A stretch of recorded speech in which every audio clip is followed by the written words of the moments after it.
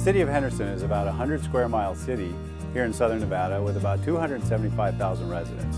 We have our own jail, we have 3 police stations, we have 9 fire stations operated 24/7, over 1,000 acres of parks, 7 rec centers, 11 swimming pools, plus the City Hall and Justice Courts.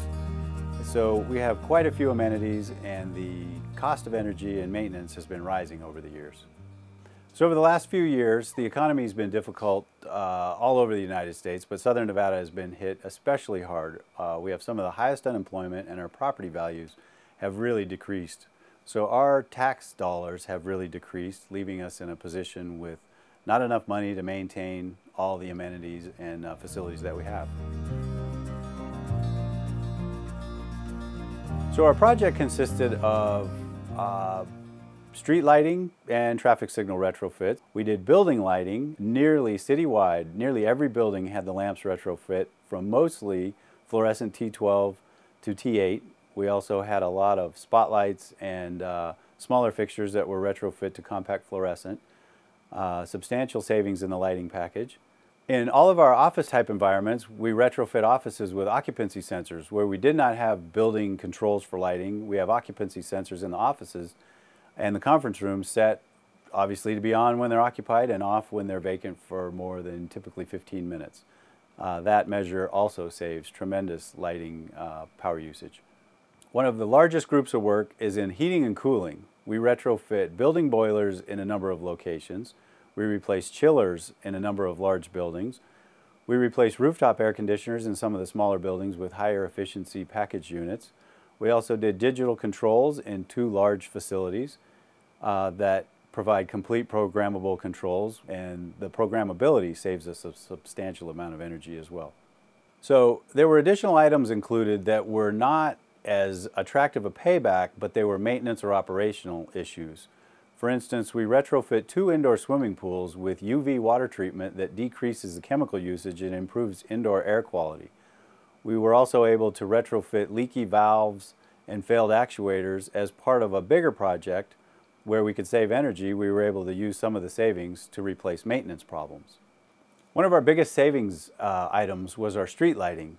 We retrofit the street lights on nearly 800 miles of public streets from high pressure sodium with its classic yellow glow to inductive lighting, which has a much truer, whiter color.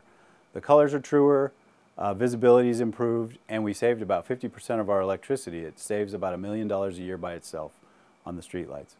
Everything we replaced was recycled. All of the scrap metal, all of the ballast out of the lighting, all of the thermostats, all the mercury was collected, all that went to a recycler. We wanted to minimize the local effects to a landfill and maximize the opportunity. Much of that was sold for scrap, so there's a very small amount of savings that comes back to the project with the recycling.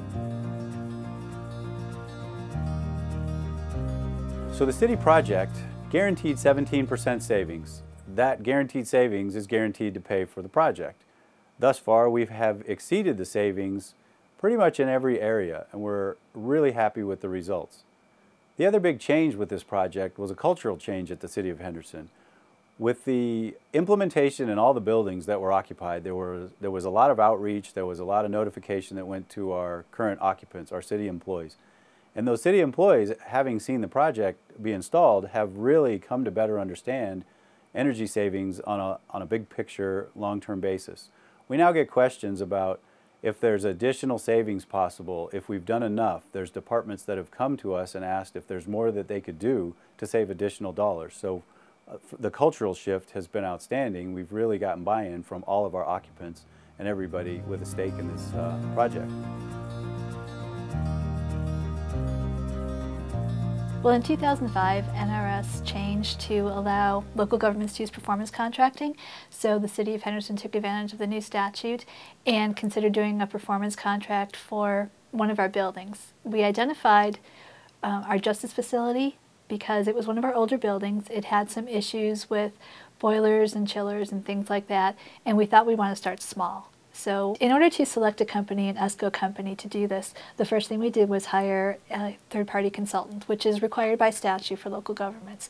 They helped us put together an RFP and identified a couple of key points in the building, in the Justice facility, that the proposing companies could focus on for their selection.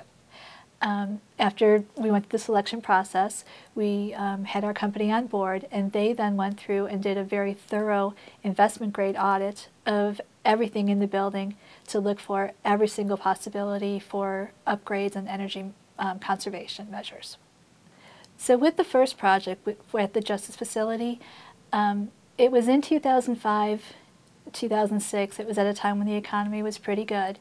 So the city decided that we would issue a 10-year medium-term bond to pay for the construction and the upgrades, which were then paid for, reimbursed by the savings that we achieved through the energy conservation measures.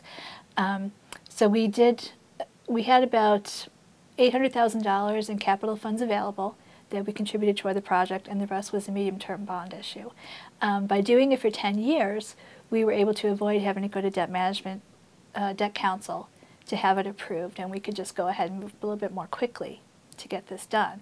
So overall, the first project was about $2.2 million, and we've been saving about $250,000 every year in energy savings, which is part of that goes to repay the bond issue, and the rest is rolled back into city funds to use however we need to use them in our operating budget.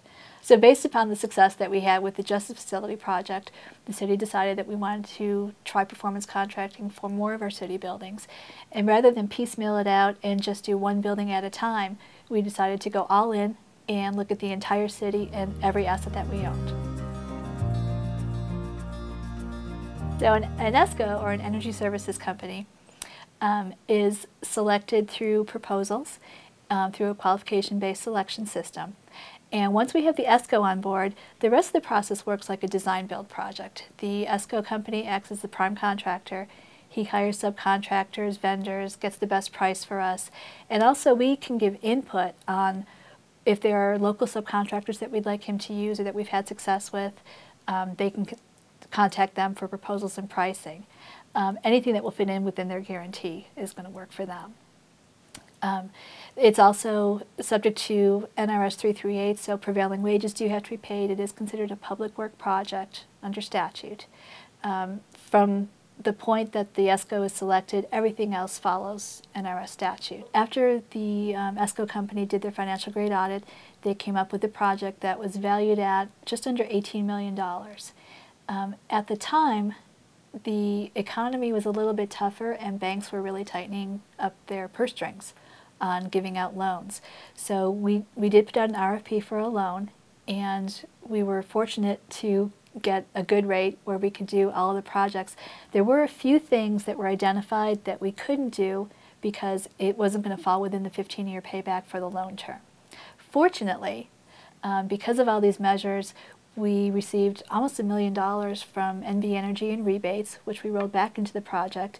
And in 2009, when we got started with this, we received ARRA funds, so we could incorporate into the project some of the measures that we had taken out initially because we didn't have the money to do them.